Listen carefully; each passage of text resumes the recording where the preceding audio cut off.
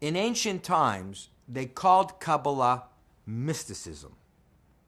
But if you tried to explain the computer just even 200 years ago, or the fax machine or the internet, they'd call it mysticism. So KabbalA spoke about concepts that were literally not just centuries, but even millennia ahead of time.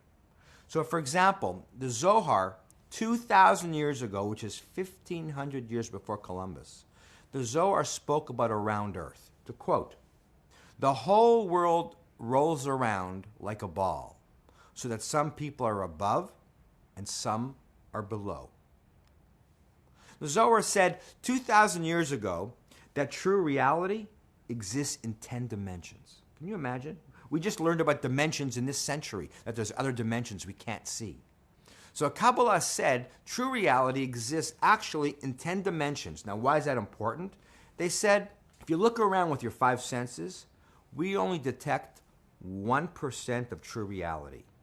The remaining 99% is hidden, says KabbalA, in these other dimensions.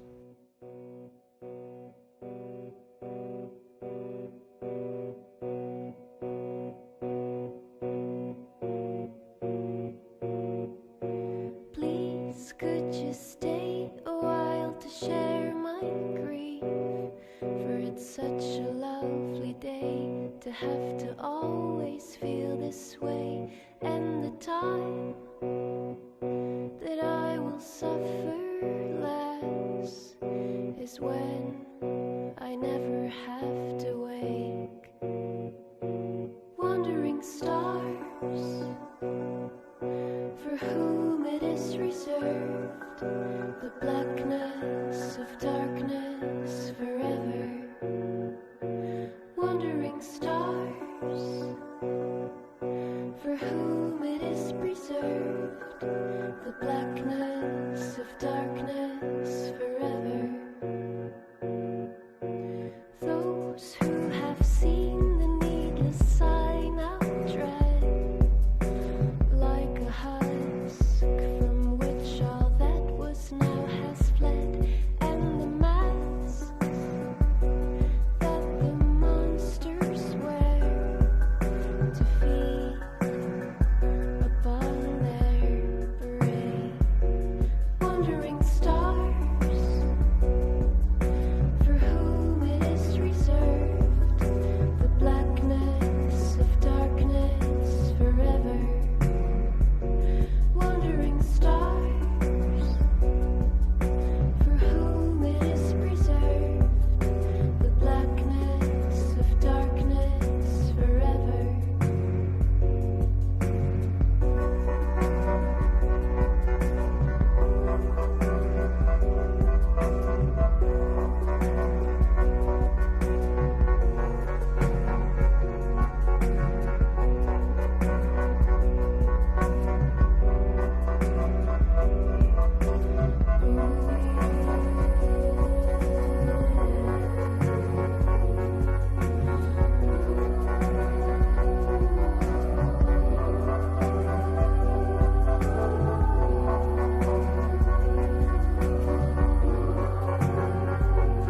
Always doubled up inside. Take a while to shed my grief. Always doubled up inside. Daunted, cruel.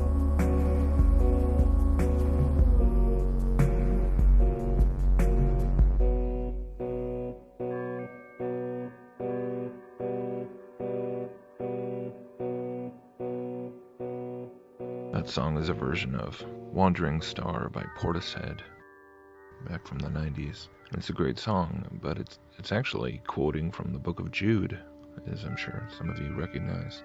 Jude being really the only specific mention of what today we call planets anywhere in the Bible.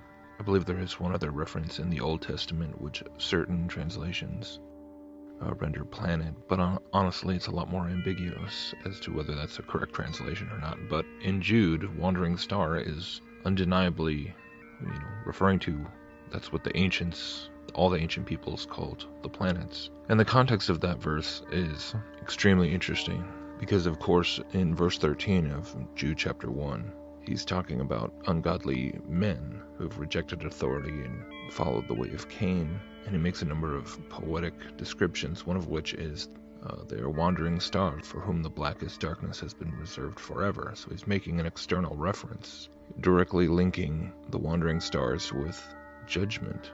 And it's made that much more interesting being in the book of Jude, which is quotes from the book of Enoch and connects to what it says about the luminaries that did not hold to their assigned paths and the judgment that was given to them.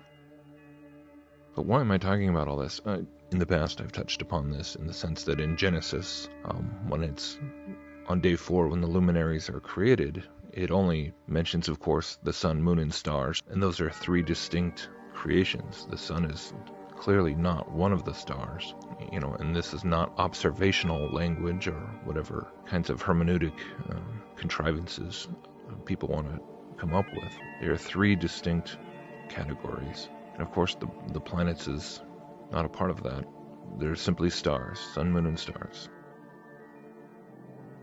But what's also noteworthy is that it's just the term or mention of planets missing in the original creation, but this whole concept of a planetary system, a solar system, is nowhere found in the Bible. I mean, in the book of Job, it does reference the constellations, and the constellations having names, and so by that we can infer that the constellations were actually a part of the original design. But the idea of these wandering stars being part of the design and comprising this very complex system is never so much as hinted at, and that becomes increasingly significant when you turn and then look into the realm of the occult and mysticism and things like the KabbalA, because it starts to become very interesting that the planets long before Galileo or Copernicus or any of the modern conceptions of a solar system were around, the planets were,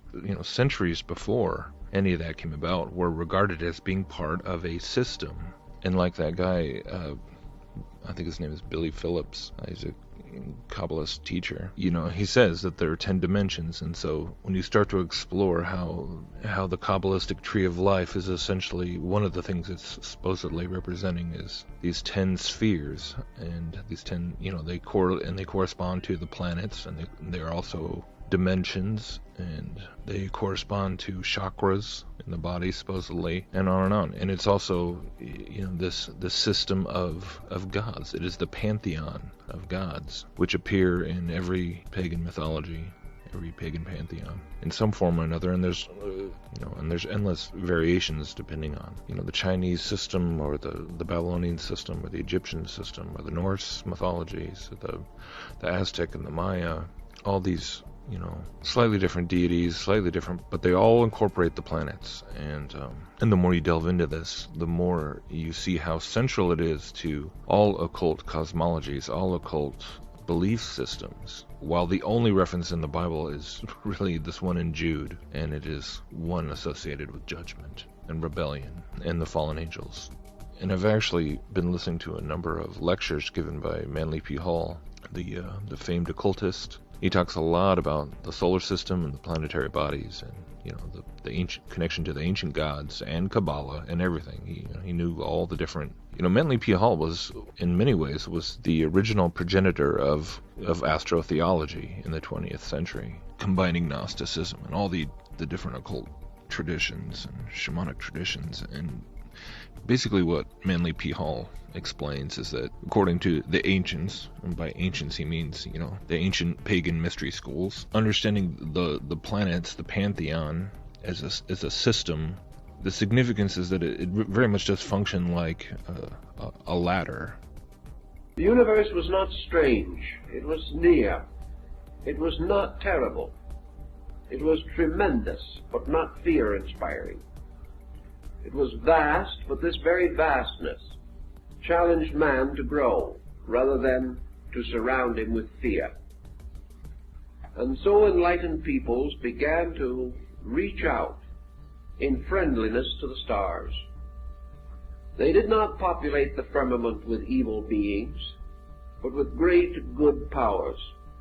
And they sensed these good powers as forever protective and paternal. They sensed these powers as contributing continuously to the well-being of every creature that existed.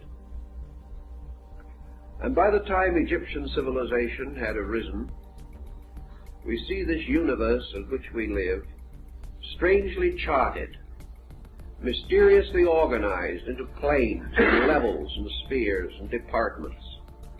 There were worlds within worlds, wheels within wheels, as in the story of Ezekiel's vision.